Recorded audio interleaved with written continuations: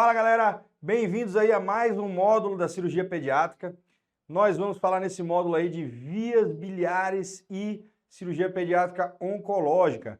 Nesse módulo a gente vai revisar a atresia das vias biliares, vai revisar o cisto de colédoco, neuroblastoma, Wilms, hepatoblastoma e teratoma sacrococcígeo, certo? Então, vamos começar novamente, como sempre, com um caso clínico. É uma interconsulta da hepatopediatria para avaliar um lactente com 45 dias de vida e história de icterícia iniciada aos 15. Evolui com acolhia fecal e colúria. Após a investigação inicial, solicita uma avaliação para biópsia. Então, veja só, é uma icterícia que iniciou tardiamente, que tem acolhia fecal e tem colúria. Essas aí são as palavras-chave que o examinador vai utilizar para te dizer que essa questão é de atresia de vias biliares. Pessoal, o que é atresia de vias biliares? É a causa mais frequente de transplante hepático na faixa etária pediátrica. A patogênese dela é pouco conhecida. A gente diz que pode ser autoimune, pode ser infecciosa, tá?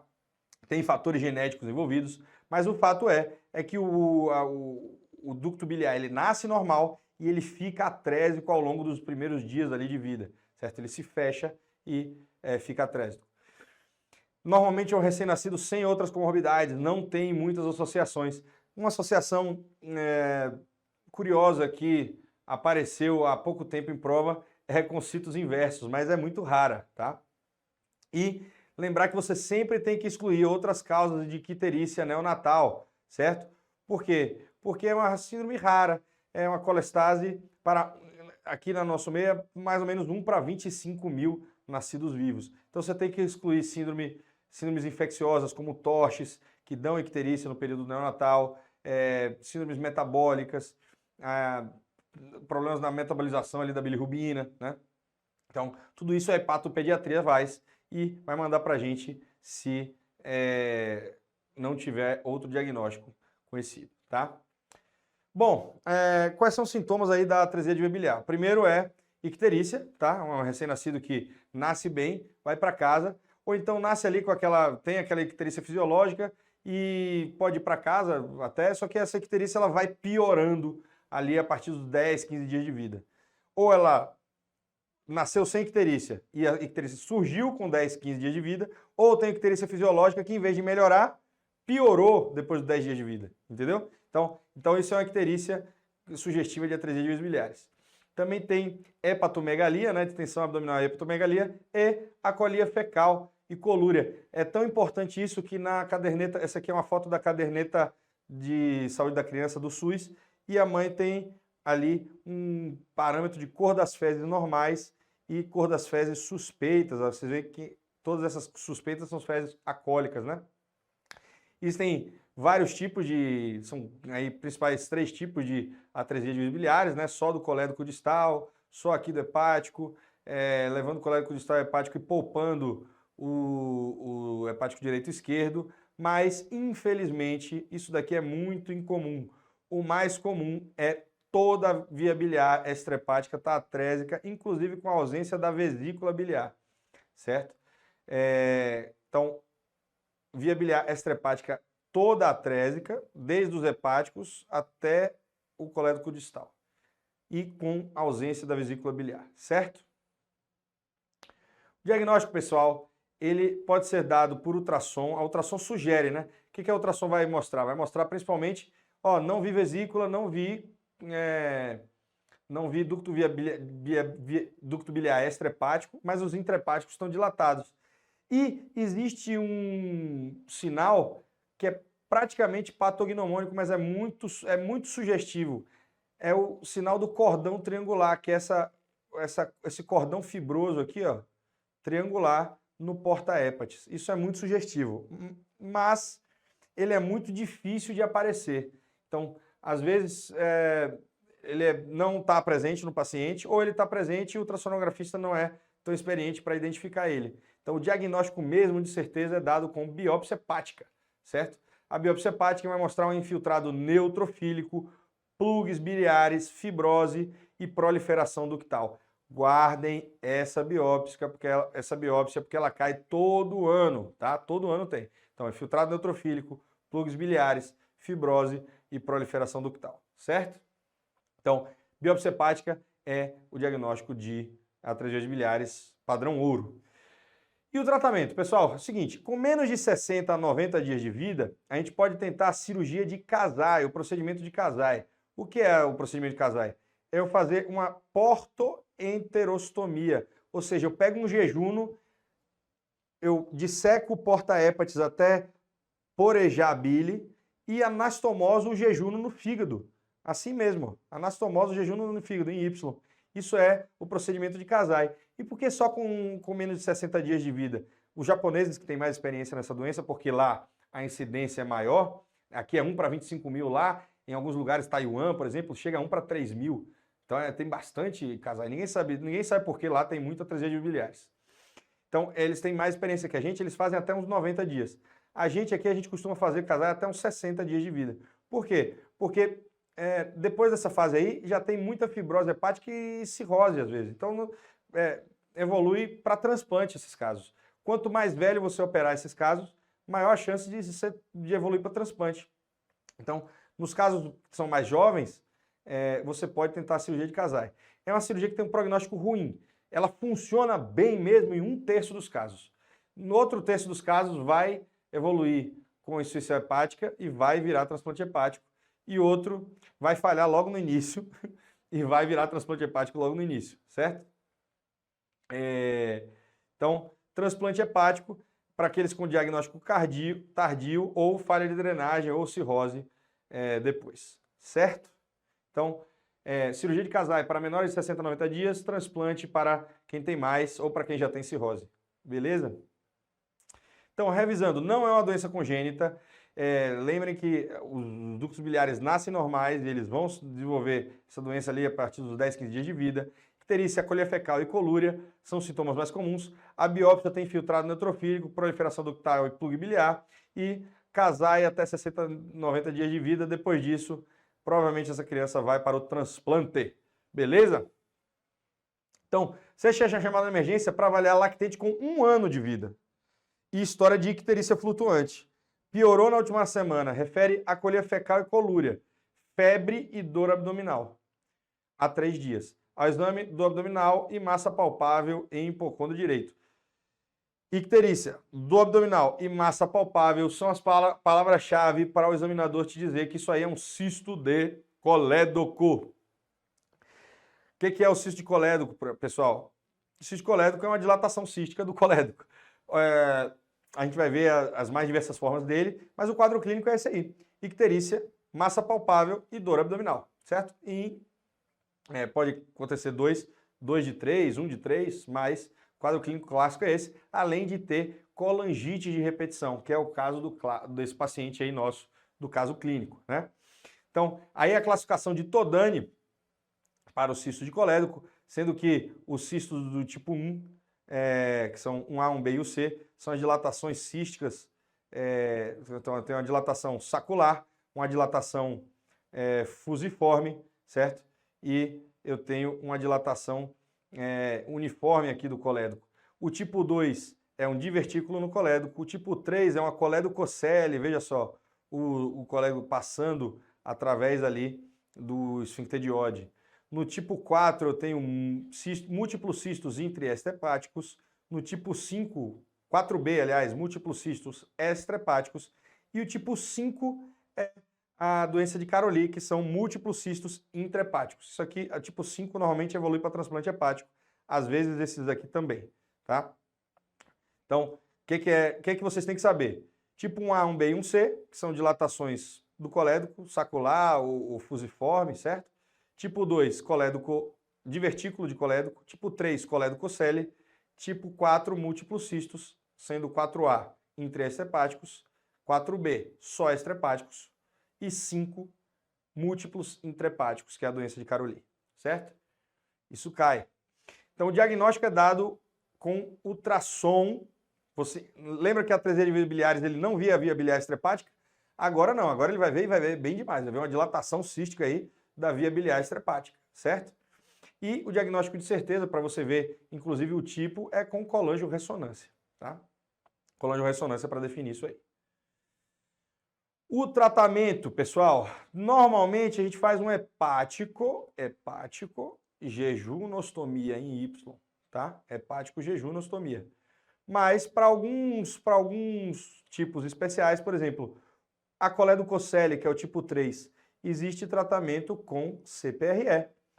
E para outros, tipo 5, Caroli, ou tipo 4B ali, criança já cirrótica para transplante hepático, certo? Então, normalmente, hepático jejunostomia, conforme essas duas imagens aqui, mas coledococele tipo 3 dá para tratar com CPRE e algumas vão evoluir para transplante hepático, certo?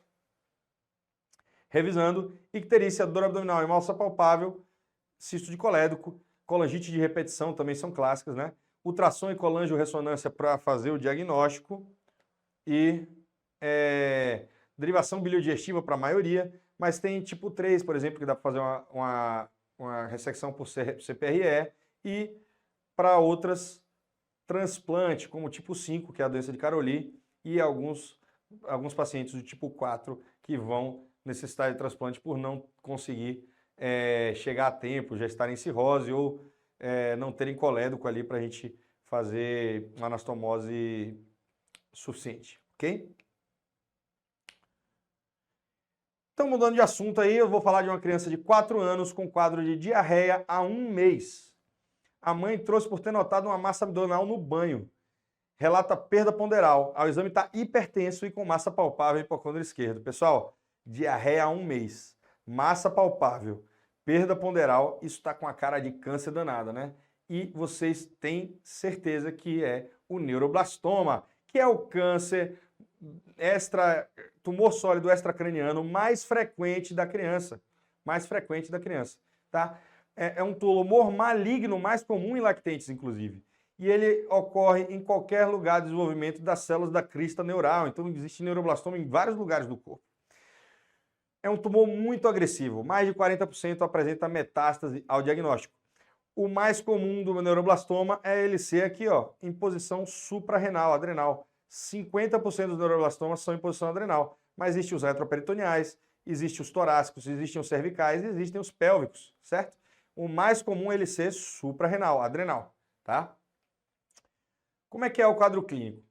O neuroblastoma, ele tem quadro clínico relacionado às catecolaminas, afinal ele é um tumor neuroendócrino, ele produz catecolaminas, tá?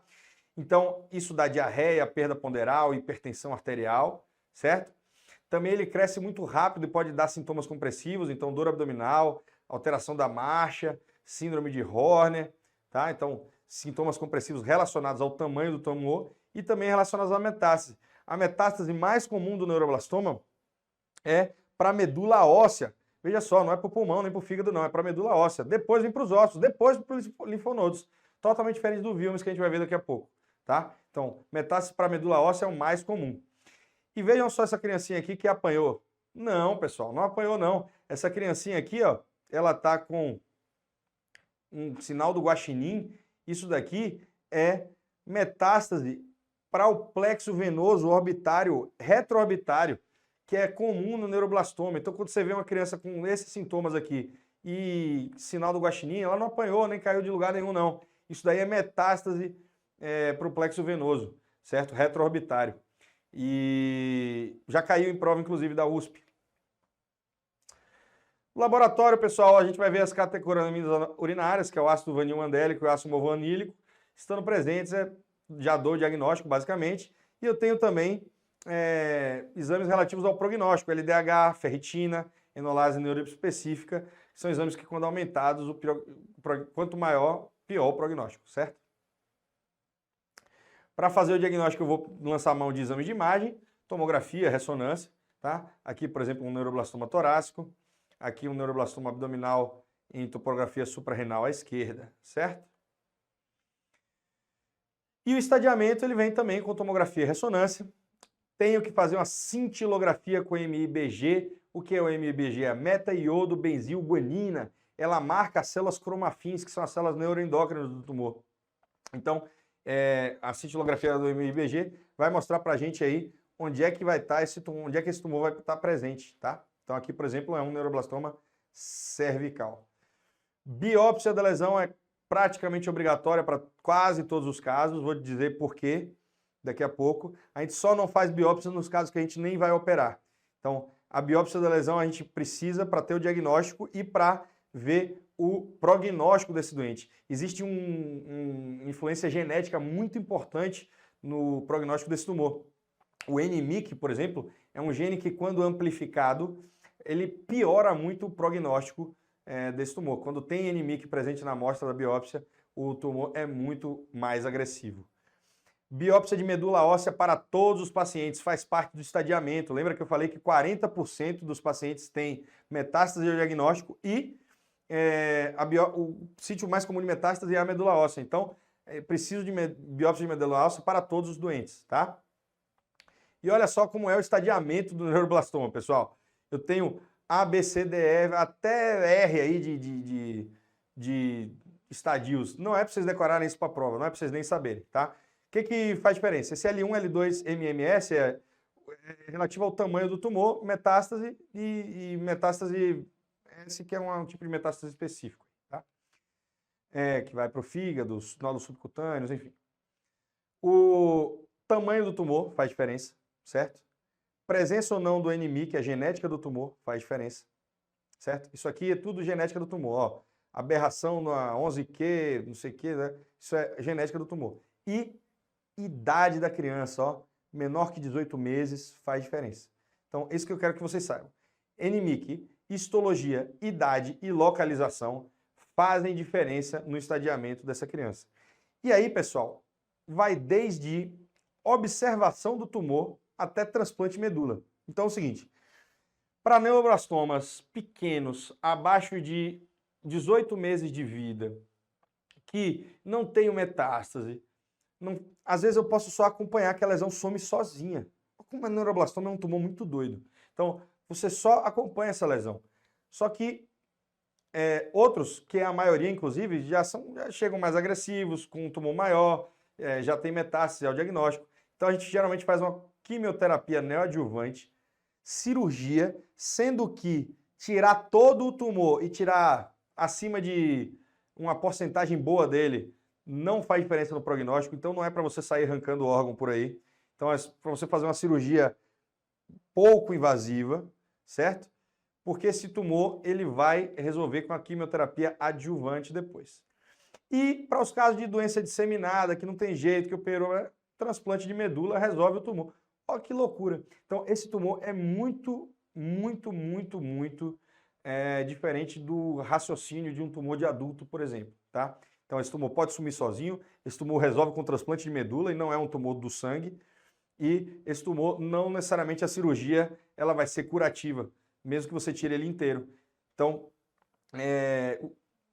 acho difícil que cobrem tratamento de neuroblastoma na sua prova, justamente porque é muito variável e dependente de diversos fatores prognósticos. E é isso que eu quero que vocês entendam sobre ele, que ele é um tumor estranho, que ele vai desde ser observado e sumir sozinho até precisar de transplante de medula, tá? Então, revisando o neuroblastoma. Sintomas sistêmicos compressivos e da metástase, né? Eu vou dar diagnóstico com ácido vanilbandélico e ácido homovanílico, que são as catecolaminas urinárias. Estadiamento, exame de imagem, cintilografia com MBG, biópsia de medula óssea e biópsia do tumor, para ver o NMYC dele, tá? Tudo isso faz parte do estadiamento. E tratamento, cirurgia, mais QT, radioterapia, às vezes para os refratários e transplante de medula óssea para os disseminados, beleza? Mas aí, criança de 4 anos trazido por massa abdominal notado no banho. Fora isso, ele está assintomático. Olha aí, massa abdominal assintomática na criança. Vamos falar sobre tumor de Wilms. Interessante é o seguinte, pessoal, massa abdominal assintomática na criança, o mais comum não é que seja tumor. O mais comum é que seja hidronefrose, estenose de Jupe, assim como vocês vão ver lá com Afonso. Mas o tumor de Wilms, ele mais frequentemente se manifesta como uma massa abdominal assintomática, tá? Ele é o tumor renal mais frequente e é o segundo tumor abdominal mais frequente, ele só perde para o neuroblastoma, porque lembra que o neuroblastoma, na maioria das vezes, é abdominal, né? A idade média do Wilms é de 3 anos, 10% deles tem meta pulmonar ao diagnóstico. Vocês veem que o mais frequente aí é a metástase pulmonar, diferente do neuroblastoma, que é a metástase para medula óssea, e ele também é menos agressivo que o neuroblastoma. O Wilms tem uma forte associação genética com síndromes. Olha só essas síndromes aí, ó. Aniridia esporádica, que é a ausência de íris, tá vendo? Síndrome de Dennis-Drash, que é nefropatia, pseudohermafroditismo masculino e tumor de Wilms.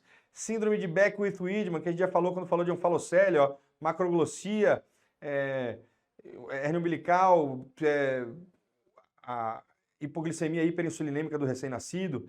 Síndrome WAGR, que é Wilms, aniridia, uma formações geniturinárias e R de retardo mental, também tem associação com o Wilms. Você vê que o Wilms tem um alto cunho genético, inclusive ele tem genes para chamar de seu, que são os genes WT1 e o gene WT2, Wilms tumor 1 e Wilms tumor 2, tá? Então, na maioria das vezes é uma massa abdominal assintomática, imatúria só está presente em 20%, hipertensão em 25% e febre só em 10%. Vocês veem aqui nessa foto a lesão bem delimitada aí no abdômen, tá? Então, diagnóstico geralmente faz com tomografia, né? Diagnóstico de estadiamento. Lembrar de tomografia de tórax e abdômen e já é suficiente. Não precisa de biópsia de medula óssea, nada disso, aquelas coisas complexas do neuroblastoma. Então está aqui, por exemplo, uma metástase pulmonar do tumor de Wilms e aqui um Wilms em rim direito. Como é que eu sei que a massa é renal e não invade o rim? Existe um sinal que é o sinal da garra, que o rim ele praticamente fica abraçando a massa, certo? Esse sinal da garra fala pra gente que é uma massa renal e não, por exemplo, um neuroblastoma invadindo o rim, tá? E o tratamento? Existem vários protocolos de tratamento, tá? O que a gente mais usa do Brasil é o protocolo da CIOP, da Sociedade Internacional de Oncologia Pediátrica. Nesse protocolo da CIOP, pacientes que são menores que 6 meses, eles vão direto para a cirurgia, porque a quimioterapia é muito agressiva, muito tóxica para esses pacientes menores que 6 meses e com a peça em mãos, se for um tumor mais agressivo, dá para fazer uma quimioterapia adjuvante. Se for um tumor menos agressivo, por exemplo, o nefroma besoblástico, que é uma variante menos agressiva aí do tumor de Wilms, a gente não precisa nem fazer quimioterapia, já está tratada essa criança, tá? Então, com mais de 6 meses de vida, que é a esmagadora maioria dos casos, ou seja, para Wilms congênito é isso aí que eu falei, tá? Para Wilms acima de 6 meses de vida, se a criança não tem metástase, eu faço quimioterapia neoadjuvante por 4 semanas, cirurgia e quimioterapia adjuvante a depender da peça depois. Se com 6 meses de vida, mais de 6 meses de vida, a criança tem metástase, em vez de ser 4 semanas, são 6. Só muda isso. De quimioterapia neoadjuvante. Cirurgia e quimioterapia adjuvante a depender do resultado da peça. Então, veja só. Acima de 6 meses sem metástase, 4 semanas de quimioterapia. Acima de 6 meses com metástase, 6 semanas de quimioterapia. Radioterapia só em casos muito selecionados, refratários, enfim. Tá? Então, esse aí é o protocolo da CIOP. Revisando tudo, então é uma massa abdominal assintomática, forte associação genética. Lembrar da síndrome, isso é bem importante, cai às vezes, tá? Então o estadiamento é acontecer de tórax abdominal e pélvica, pode se fazer ressonância também. O tratamento é um AQT neoadjuvante, mais nefrectomia radical, mais QT adjuvante ou não depois. Lembrar que para os menores que 6 meses, não tem essa QT neoadjuvante aqui, tá? Lembrar que para menores de 6 meses é cirurgia upfront.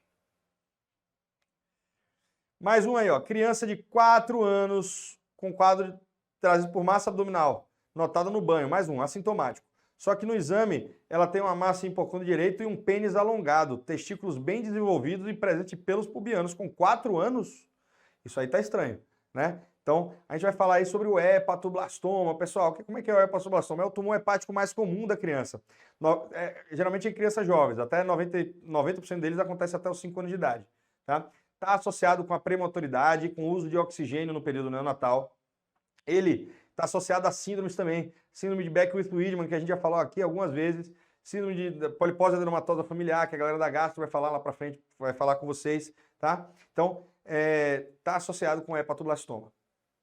O quadro clínico é de uma massa abdominal sintomática, mas pode haver ruptura tumoral, então a criança pode chegar chocada na emergência e ser um diagnóstico de hepatoblastoma. E o tumor às vezes produz beta-HCG e às vezes ocorre desenvolvimento sexual precoce por conta disso. Então tem o pelo pubiano, alongamento do pênis e assim vai. Então ficar ligado para hepatoblastomas produtores de beta-HCG, tá? O laboratório, o marcador tumoral mais frequente dele é a alfa-fetoproteína, tá? Assim como no adulto, o tumor hepático lá, o hepatocarcinoma, é alfa-fetoproteína também. Mas lembrar que aqui eu tenho tumor em recém-nascidos, inclusive. E a alfa-fetoproteína é uma proteína normal dos recém-nascidos. Não dá para ser um exame tipo esse aqui, positivo ou negativo. Porque em crianças, principalmente mais jovens, alfa-fetoproteína sempre vai dar positivo. Tem que ser um exame quantitativo, né? Tem que ser um exame quantitativo. Porque a alfa-fetoproteína ela tem uma variação de normalidade a partir da idade, de acordo com a idade, e ela vai caindo, até ela ser negativa no exame. Então, tem que ser um exame de alfa-fetoproteína quantitativo, tá? Anemia e trombocitose são muito comuns a gente ver nessas crianças. O diagnóstico, pessoal, ela vai vir aí com a tomografia e uma biópsia, né? Então, a tomografia vai mostrar uma massa hepática gigantesca, às vezes com calcificações, tá? E nesse caso, a gente já biopsia, diagnostica, e a gente vai estadiar com a tomografia também. O estadiamento do hepatoblastoma é através do sistema PRETEXT. Como é que é esse sistema? A gente divide o fígado em 4 setores, tá? Se eu tenho 3 setores adjacentes livres, é PRETEXT 1. 2 setores adjacentes, é PRETEXT 2. Se eu tenho só um setor livre, é PRETEXT 3. Se eu não tenho nenhum setor livre, é PRETEXT 4, certo? Então, PRETEXT 1 e 2, eu faço quimioterapia neoadjuvante, reestadiamento, post-text, que é a mesma coisa, e hepatectomia com margem, certo? PRETEXT 1 e 2. PRETEXT 3 e 4, quimioterapia neoadjuvante, post-text. Se mantiver 3 e 4, transplante hepático, certo? Porque aí eu não vou ter fígado suficiente para fazer uma hepatectomia. E de todo o fígado e manter só um pouquinho, a criança vai ter insuficiência hepática. Então eu tenho que fazer transplante hepático, tá? Então, hepatoblastoma é uma causa de transplante hepático também na criança, certo? Então, quimioterapia adjuvante depois para essas crianças também. Então, revisão. Paciente assintomático ou virilizante, né? Por causa do beta-HCG, alfa-fetoproteína é o marcador tumoral mais comum e utilizado. Estadiamento é TC de tórax, abdômen e pelve, pode usar ressonância também, mas mais comumente a gente usa tomografia. Quimioterapia neoadjuvante e, se for PRETEXT 1 e 2, ressecção, PRETEXT 3 e 4, transplante hepático, certo? Vamos falar agora de um recém-nascido em sala de parto, uma massa no dorso. E aí a neonatologista te chamou, quando você viu, tem uma grande massa com presença de cabelo e dente. Olha só que interessante. A gente está falando aí do tumor mais comum do recém-nascido, o teratoma sacrococcígeo. Olha só, é o tumor mais comum do recém-nascido. Sexo feminino tem mais do que sexo masculino. 10% deles apresenta malignidade ao nascimento e 75% após um ano. O que quer dizer isso, pessoal? Os teratomas são tumores que têm células de todas as camadas germinativas, né? Eles vêm de células muito primitivas do nosso corpo. São células que podem se diferenciar em diversos tecidos. Então, eu vou ter cabelo, vou ter dente, posso ter tecido hepático, posso ter tecido gástrico, pode ser tecido de intestino. Então, ele tem todas as camadas embriológicas estão presentes, ectoderma, mesoderma e endoderma estão presentes nesse tumor, certo? Quando ele é muito diferenciado, ou seja, se tem dente, se tem cabelo, dificilmente esse tumor é maligno, porque já se diferenciou. No entanto, nos tumores pouco diferenciados, que têm muitas células primitivas, essas células elas têm maior potencial de malignização. Então, nem sempre o teratoma sacrococcígeo é um tumor maligno em si, só que ele maligniza, tá? Então, 10% de malignidade ao nascimento, e se você não operar, depois de um ano ele tem 75% de malignidade, tá? Então, geralmente são esporádicos, ou seja, não estão associados a outras síndromes. Então, é uma neoplasia congênita com múltiplas camadas embrionárias. Isso é uma definição de teratoma. Pode ser teratomas maduros, ou seja, muito diferenciados, como eu falei, tem cabelo, dente, etc. Ou imaturos, que às vezes é só um cisto, né? E tem células ali muito jovens, células que têm possibilidade de se diferenciar em coisas do mal, certo?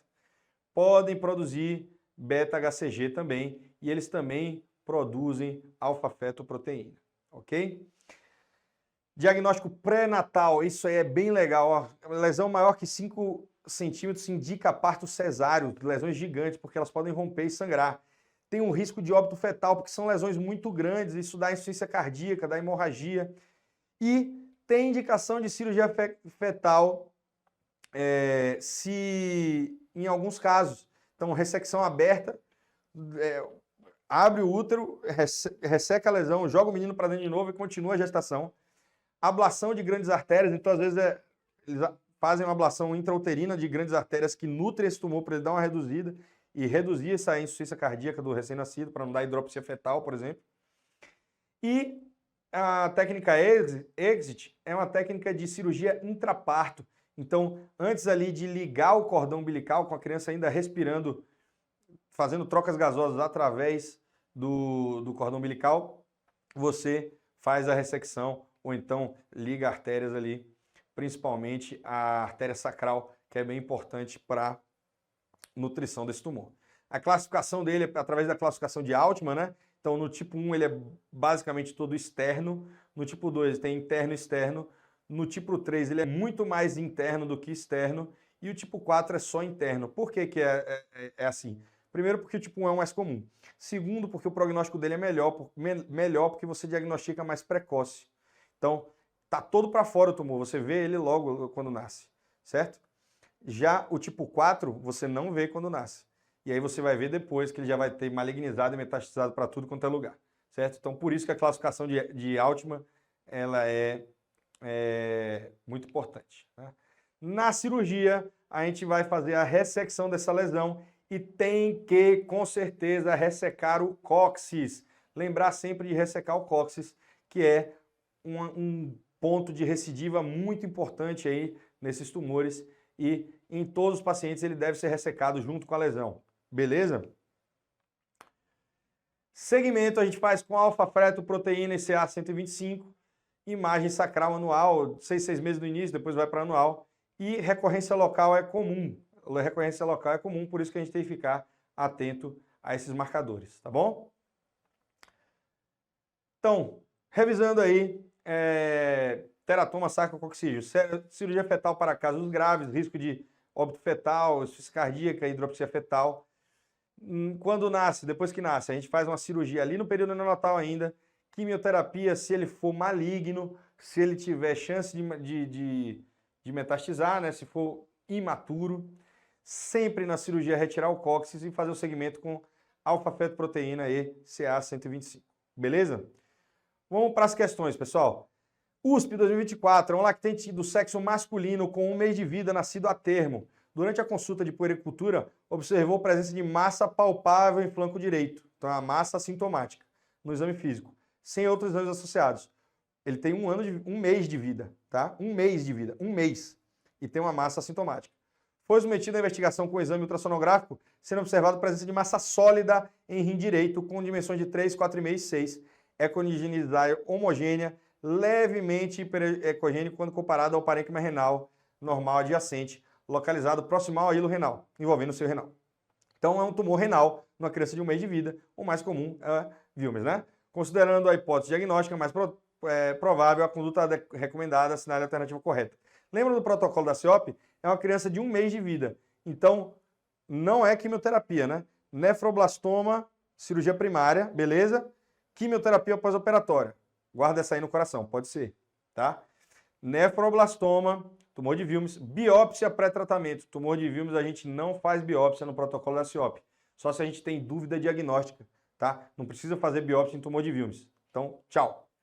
C, nefroma mesoblástico congênito. Cirurgia primária e nefrectomia direita. Olha só, esse aqui excluiu a quimioterapia e o nefroma mesoblástico, lembra que eu falei que é a variante mais benigna do tumor de Wilms?